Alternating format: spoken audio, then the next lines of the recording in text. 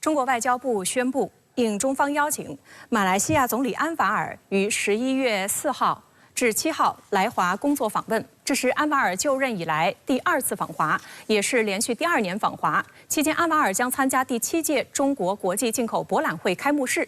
值得注意的是，就在出发前，安瓦尔透露自己当面回绝了美国方面要求马来西亚选边站队的呼吁。 马来西亚是今年进博会的主宾国之一。马来西亚外交部称，安瓦尔将在开幕式上发表主题演讲，为马来西亚馆和马来西亚中华总商会展馆主持开幕。值得一提的是，马来西亚已连续7年参加进博会，成为中国进博会开办以来的全勤生之一，且是今年唯一一个担任主宾国的东盟国家。马来西亚中华总商会在第7届进博会预定了500平方米展位，较上届的参展面积进一步扩大。 中马总理将在上海举行会谈，延续中国国务院总理李强今年6月访问马来西亚时的讨论。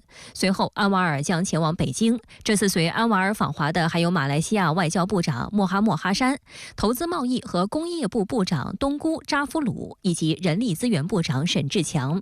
就在出发前往上海前，安瓦尔进一步释放对华积极信号。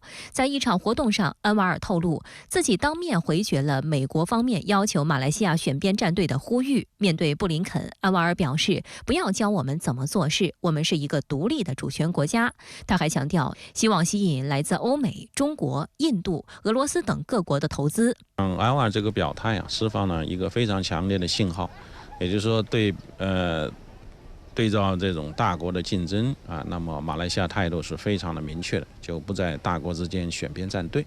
这表达了马来西亚政府的一贯的立场。安瓦尔是在10月10号与老挝万象举行的东盟峰会期间，与布林肯举行会晤时做出上述表态的。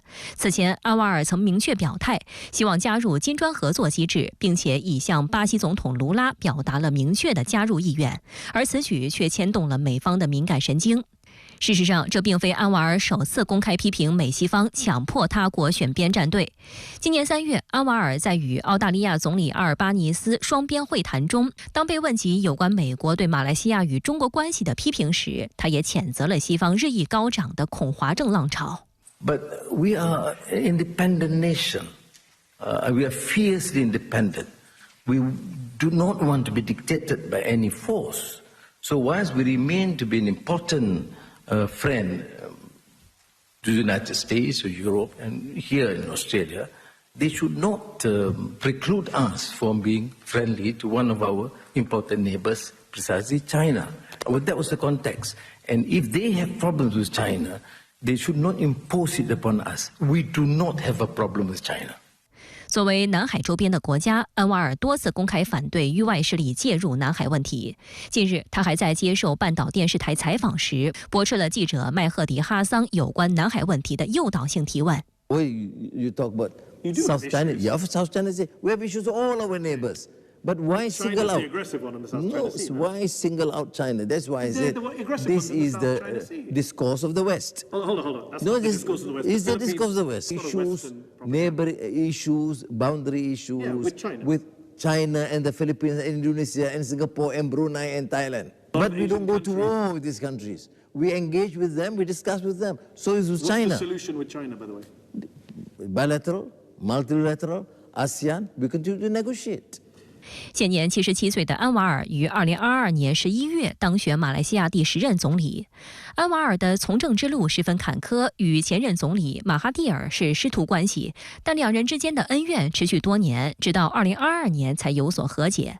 安瓦尔正式接棒马哈蒂尔。然而，在处理对华关系上，安瓦尔坚定延续了马哈蒂尔对华友好且不选边站队的政策。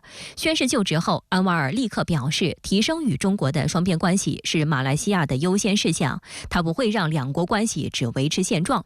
不在这种大国之间选边站队，实际上这是马来西亚的传统的外交的政策。我想安瓦尔作为马来西亚的政府的首脑他们也是继承了马来西亚的这种传统的外交的这种政策，因为实行大国平衡战略，不选边站队也符合马来西亚自身的国家的根本的利益。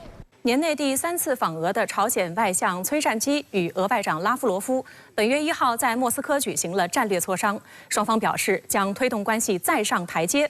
而就在俄朝发布公告隔天，美日韩突然开展联合空演，美军还出动 B-1B 战略轰炸机，展现美韩同盟一体化的延伸威慑。对抗情绪螺旋升温，半岛局势会否一触即发呢？ 美日韩3国3号在济州以东的日韩防空识别区重叠空域举行联合空中演习。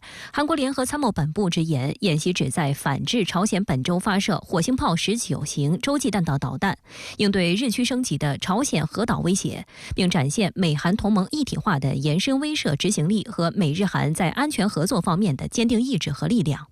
深圳卫视注意到，朝鲜射弹当天，美韩就举行了大规模联合空演，双方共有110余架有人及无人军机参演。而在3号的演习中，韩国出动主力战机 F-15K 和 KF-16，日本航空自卫队派出 F-2，美国则派出 F-16多用途战斗机以及重磅战略武器 B-1B 轰炸机等。韩联参强调，此次演习是以 B-1B 在美日韩3国战斗机的护卫下前往目标地点，展开迅速、准确的打击假想目标的方式进行。 韩联参还提供了一张去年12月20号美日韩联演照片，3国出动机型与此次基本一致，美军 B-1B、F-16和韩军 F-15K、日本 F-2一起飞越济州岛。观察指，此类联演旨在提高3国空军的作战协调能力和应对紧急情况的反应速度，而 B-1B 的加入则增强了演习的远程打击和战略威慑能力。 B-1B 战略轰炸机最大飞行速度达 1.25 马赫，最大航程 1.2万公里，从关岛飞至朝鲜半岛仅需2小时。这是 B-1B 今年以来第4次飞抵朝鲜半岛。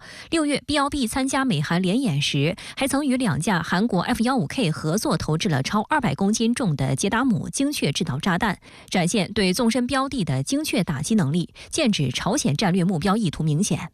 而此次演习也是美日韩年内第2次联合空演。今年4月联演时，美军派出的是轰炸机3巨头的另一款 B-52H 战略轰炸机参演。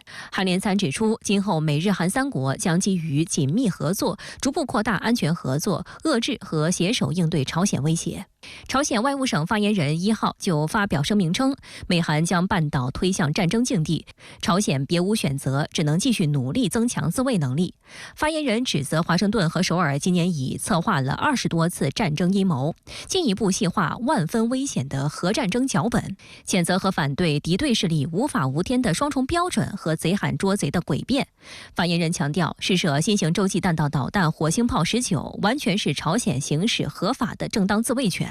值得注意的是，朝鲜对敌研究院2号发表白皮书，并通过朝中社官网进行公布，在内政、外交、军事等方面批判韩国总统尹锡悦的错误行为，指责其撕毁919军事协议，同美国炮制华盛顿宣言，把美韩同盟升级为以核为基础的同盟，并全面实行美韩核磋商小组和朝鲜半岛核作战指针，还与日本和北约进行更密切的军事勾连。 对于外界高度关注的朝鲜派兵援俄一事，俄朝双方既未承认也未否认。不过，拉夫罗夫称，双方军队和特种部队拥有非常密切的联系，并对朝鲜在乌克兰问题的原则立场表示感谢。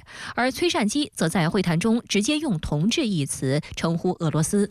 언제나 러시아 동지들과 함께 있을 것이라는 것을 확언하는 바입니다.